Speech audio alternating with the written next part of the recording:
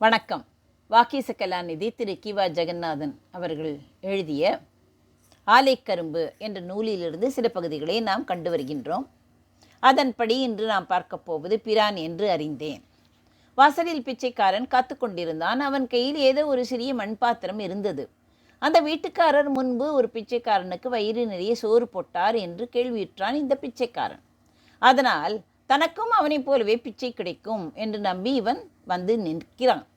அந்த வீட்டுக்காரரிடம் பிச்சை வாங்கினவன் அவரை பற்றி என்னென்னவோ சொன்னான். அதனால் இவனுக்கு ஆவல் மிகுதியாக உண்டாயிற்று. ஆவலோடும் பசியோடும் அந்த வீட்டு வாசலில் அவன் காத்து கொண்டிருந்தான். வாசல் திறக்கவில்லை. பிச்சைக்காரன் சோர்வடைந்து திரும்பினான். என்னுடைய பொல்லாத காலம் என்று தன் விதியை நொந்து கொண்டு அவன் போய்விட்டான். மற்றொரு நாள் ஆயிரக்கணக்கான பிச்சைக்காரர்களுக்கு யாரோ தர்மவான் சாப்பாடு போடுகிறார் என்று கேள்வியுற்றான் இந்த ஏழை. அங்கே போய் சாப்பிட்டான். சாப்பாடு போட்ட வள்ளல் அங்கே வரவில்லை. பிச்சைக்காரர்கள் யாவரும் அந்த வள்ளலை வாயார வாழ்த்தினார்கள். தான் யாரை காண ஆவலாய் சென்றானோ அந்த செல்வரே இந்த தர்மமும் செய்தார் என்று உணர்ந்த போது அவனுக்கு பின்னும் ஆவல் மிகுந்தது. ஒரு நாள் விடாப்பிடியாக அவரை தேடிக்கொண்டு சென்றான். அவர் வீட்டு வாசலில் படுகாடாய் கிடந்தான். கடைசியில் அந்த தர்ம பிரபு தம்முடைய காட்சியை நல்கினார். தம் கை நிறைய சோற்றை அள்ளி கொண்டு வந்து போட்டார். நீயா என்று அவர் கேட்டுக்கொண்டே போட்டார். நீங்களா என்று அவனும் வியப்பில் ஆழ்ந்தான்.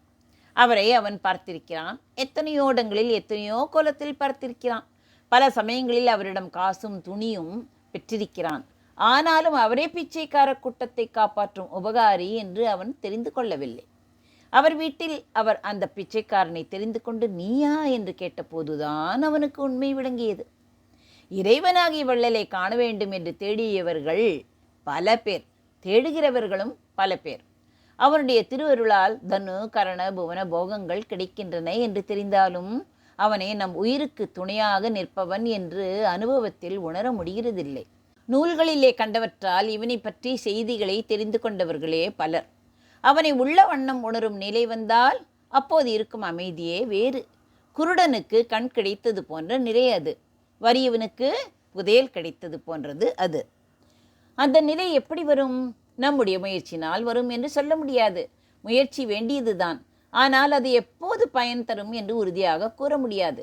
இறைவனுடைய திருவுள்ளம் இறங்கி இவனுக்கு அருள் செய்ய வேண்டும் என்று அவன் ஆட்கொள்ள புகுந்தாலன்றி அவனை உணர்வது என்பது இயலாத காரியம்.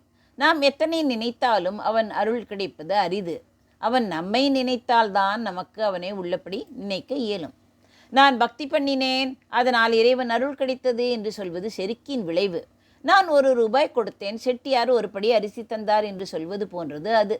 நம்முடைய முயற்சியால் இறைவன் அருள் கிடைத்தது என்றால் நம் முயற்சிக்குத்தான் பெருமையே அன்றி அவன் அருளுக்கு பெருமை இல்லை. உண்மை அது அன்று. அவன் அருள் இல்லாவிட்டால் நாம் அன்பு செய்யவே முடியாது. அவன் ஆட்டுவித்தால் நாம் ஆடுவோம். அவன் தன்னை நினைக்க செய்தால் நாம் நினைப்போம். நம்மை அவன் அடையாளம் கண்டு கொண்டு நீ என் அடியான் என்று கூறினால் நாமும் அவனை அடையாளம் கண்டு கொண்டு நீ என் தெய்வம் என்று உணர முடியும். வெறும் சொல்லளவில் அல்ல, உயிரோடு ஒன்றிய அனுபவத்தில் உணரலாம். அவன் அடியான் என்று என்னை உணராமல் ஏதும் சட்டை பண்ணாமல் இத்தனை காலமும் இருந்தான். நானும் அவனை சிறிதும் அறியாமல் இருந்தேன். யார் யாரையோ பிரான் என்று நினைந்து வாழ்ந்தும் இறந்தும் பிறந்தும் சுற்றினேன். எம்பெருமான் என்னை தன் அடியான் என்று உணர்ந்து தன் பார்வையை என் மேல் பரப்பினான். அப்பொழுதுதான் நானும் அவனை உணர்ந்து கொண்டேன். எனக்கு எல்லாமாகி நிற்கும் தலைவன் என்று அறிந்து கொண்டேன் என்று பாடுகின்றார் அப்பர் சுவாமிகள். என்னை ஏதும் அறிந்திலன் எம்பிரான், தன்னை நானும் முன் ஏதும் அறிந்திலேன். என்னை தன் அடியான் என்று அறிதலும் தன்னை நானும் பிரான் என்று அறிந்தேனே.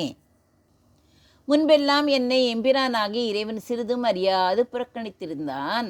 அவனை நானும் அப்போது சிறிதும் அறியவில்லை. இப்போது என்னை தன் அடியான் என்று அறிந்து என் பால் அருளை வைத்தவுடன் அவனை நானும் என் தலைவன் என்று அறிந்து கொண்டேன். அவன் அருளின்றி அவனை அறிதல் இயலாதே என்பதை திருநாவுக்கரசர் திருவாக்காகிய இந்த பாட்டு வலியுறுத்துகின்றது. நன்றி, வணக்கம். உமா பாலசுப்ரமணியன்.